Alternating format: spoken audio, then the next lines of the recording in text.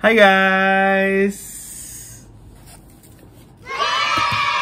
Ya, jadi gue baru beli Nintendo Switch OLED di November 2023 ini. Gue lihat review YouTube, gue searching sana sini segala macam selama berminggu itu. Akhirnya gue memutuskan untuk membeli Nintendo Switch OLED ini. Gitu. Kenapa gue mau beli Nintendo Switch ini dibanding kayak let's say kompetitornya tuh ada Steam Deck, terus juga ada yang ROG apa gue lupa, terus juga let's say kenapa nggak beli PS5 dan segala macam gitu. Gue sempat nyobain PS5 kakak gue tuh dulu di situ main Monster Hunter World gitu, karena gue pecinta banget Monster Hunter semenjak gue main PSP itu.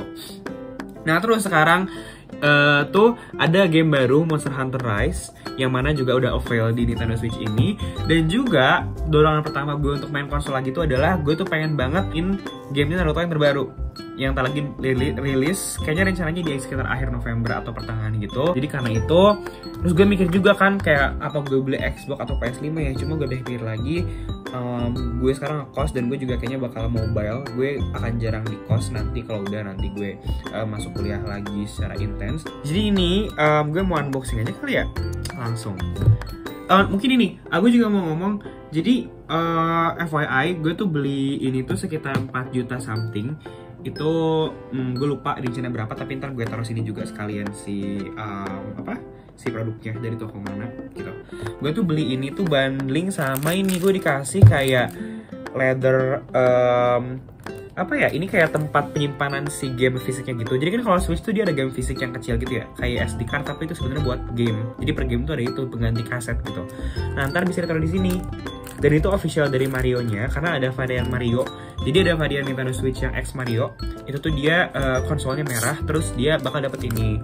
Cuma gue gak tau kenapa gue dapet yang putih, karena gue pengen yang putih. Tapi gue tetep dapet yang ini, gue tetep dapet yang Mario Edition, si ininya, bonus. Gue gak tapi ya udah, gue suka-suka aja karena gratis juga kan. Si boxnya. Terus gue bingung mukanya gimana ya. Dari sini gak sih, harusnya dari atas dah, atau dari bawah? Dari sini kali ya. Let's go, kita buka.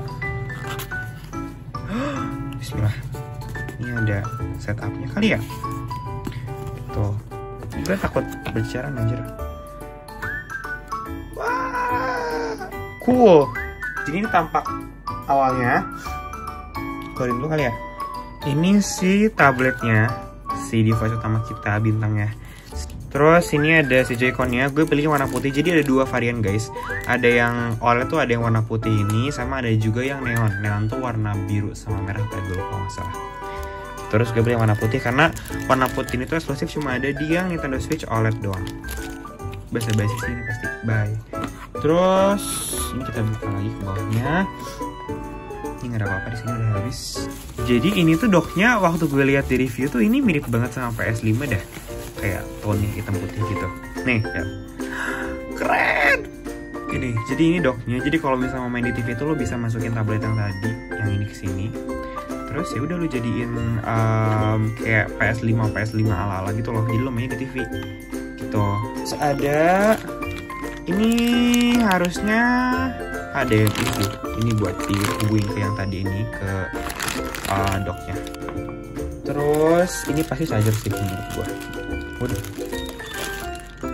Nah ini dia chargernya. Jadi Nintendo Switch ini tuh kan sebenarnya nggak ada official di Indonesia ya. Jadi dia tuh Nintendo Switch ini tuh produk luar dan nggak masuk ke Indo, produk Jepang. Dan dia tuh ngejual beberapa tipe. Jadi ada yang chargernya kayak gini, yang kayak di Indonesia. Ada juga yang kayak tau gak sih yang lurus gitu. Jadi kayak tipis gitu. Nah ini penting kenapa? Karena gue males aja sih kalau misalkan harus beli tambahan lagi, dan itu kan harus nanggung bobot juga ya. Sementara ini bakal gue pakai long term, jadi make sure kalau lo pakainya di Indonesia ya beli juga yang tipenya kayak gini. Ini kalau nggak salah tipenya Singapura deh. Terus ini tuh jadi ada yang kayak buat si stick gitu guys, namanya apa gue lupa.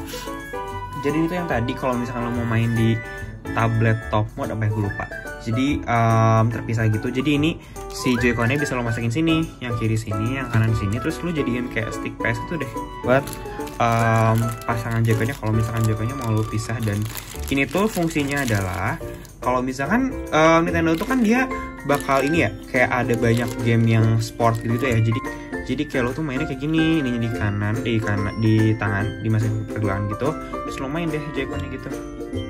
Gitu guys. Gue taruh sini.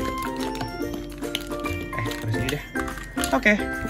Jadi udah habis boxnya gitu doang. Udah, ini gue tampilin deh selengkapnya kayak gimana. Nah, jadi kurang lebih gini final isinya apa aja. Jadi ada charger, terus ada kabel HDMI, ada yang buat jadi sticknya gitu, ada docknya, ada si tabletnya, ada Joy-Con, sama ada si item-item ini apa lucu, udah gue lupa. Oke, nah selain yang tadi gue udah unboxing kan buat gamenya gitu, ini gue juga mau nunjukin kalian. Ini gue nggak tahu kulitnya asli atau bohong, tapi kayaknya sih bukan kulit asli ya, tapi materialnya solid kok, tetap bagus gitu. Kayaknya cartridge apa ya? Kalau nggak salah cartridge. Gue lupa. Ini itulah. Jadi buat si cartridge gamenya itu bisa dimasukin ke sini. Tuh ada 1, 2, ada 12 gitu. Jadi lo bisa masukin sini dan ya udah, instead of lu bawa kaset banyak, lu mending instead of lu bawa cache dari si cartridge banyak-banyak, lu mending bawa ini aja buat 12 game. Tuh beli gamenya dulu. Gue tuh beli game Monster Hunter Rise. Ini game pertama gue yang akan gue mainin karena gue cinta banget sama ini game. Kayak gini kan. Ini masukin ke yang tadi. Nih, ke yang Mario tadi. Jadi lu bisa masukin kayak gini. Gitu. Gimana ya anjrit? Kok susah? Ntar. Ya udah, totalnya 12 gitu. Tapi nextnya gue mau bahas aksesoris yang gue beli. Jadi gue tuh beli ini. Ini tuh satu paket gitu. Jadi dia tuh jual, link gue taruh sini juga. Dia tuh jual casing ini. Gue tuh sebenarnya mikir asli awal official, tapi setelah gue pikir lagi kayaknya ini bukan official dari Switch-nya karena kemurahan juga setelah gue pikir lagi. Jadi ini ada, dia tuh jual case shell kayak gini buat kita bawa kayak dompet gitu lah, dompet si Switch-nya. Terus juga di dalamnya tuh ada, dia tuh sepaket sama hard clear case gitu. Ini buat si Switch dan si Joy-Con-nya. Terus dia juga ngasih tempered glass guys, tempered glass gitu. Ini ntar bakal gue pasang juga. Dan dia juga yang lucunya, dia tuh ngasih ini juga kayak buat cover analog kayak gitu. Nih, lucu banget kan? Gini, tuh, lucu banget kan?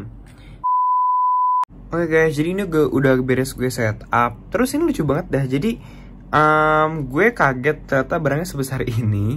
Dan dia tuh kalau dipencet tuh ada suara yang lucu banget nih, dengerin dah. Kayak. Terus kalau misalkan diklik layarnya, gue baru tahu ternyata ini tuh layarnya touchscreen, dan kalau dipencet tuh kayak ada suara yang gak repeatable gitu. Jadi nih, dengerin dah. Kayak lucu aja gitu. Gamenya udah gue masukin tadi ke atas ini. Terus, muncul. Ini guys, orang buatan gue udah jadi keren banget kan. Cakep banget nih orang anjrit kayak gue. Hai guys. Jadi ini udah 2 minggu setelah video-video itu dibuat semuanya, setelah gue beli Nintendo Switch ini, sekitar 2 minggu 2 harian lah kayaknya. Pokoknya itu tanggal 6, terus kayak ini tanggal 20 November. Jadi ini udah 2 minggu gue pakai barang ini, dan so far gue puas ya. Maksudnya gue nggak nemu hal yang gue kaget banget dari device ini, tapi gue pun nggak nemu hal yang gue kecewa, kan ya sih? Jadi kayak fine, tapi lebih ke positif lah. Mungkin gue bahas dari segi yang gue suka dulu kali ya. Gue tuh suka dari Nintendo Switch ini tuh adalah dia layarnya bagus banget, yang OLED ini. Gue ngerasa memang bener-bener warnanya keluar. Kalau hitamnya hitam, kalau merah ya merah, dan pokoknya layarnya jernih, oke banget, dan gede ya. Maksudnya bezelnya tipis gitu. Terus ini ternyata setelah gue pakai ringan juga ya ternyata gitu. Dan ini memang ya portable banget, jadi gampang banget dibawa kemana-mana, dan ringan juga, tipis. Jadi dari segi fisik ini oke banget. Terus gue juga suka tadi bagian layar. Terus apa lagi ya? Baterai juga gue suka. Jadi dia tuh baterainya nggak yang seboros itu. Kayak gue main bisa kayak let's say gue seharian main let's say kayak sekitar 2 jam lah, paling lama gue bisa main tuh 2 jam, dan itu kayak masih tersisa di 60 atau 50% kayaknya. Jadi kayak kalau dipakai yang bener-bener dipakai berat tuh kayaknya bisa sampai 4 atau 5 jam mungkin ya. Gitu. Jadi untuk baterai menurut gue juga oke banget karena nge-charge juga nggak terlalu lama. Terus yang menurut gue negatifnya adalah pertama mesinnya memang dia nggak terlalu kuat. Jadi gue baca review juga nih. Tadinya tuh gue mau beli Steam Deck yang mana itu harganya lebih mahal 2 jutaan. Kalau nggak salah sekitar 6 jutaan itu base-nya. Dan itu tuh lebih kenceng karena mesin ya basically kayak mesin PC gitulah. Terus kayak gue tadi mau beli itu, cuman ya mungkin budgetnya kemahalan juga dan gue juga nggak butuh yang sepowerful itu, dan ternyata kerasa nih di sini. Gue tuh main game Naruto yang gamenya juga ini bagus banget. Nih gue tampilin cuplikannya.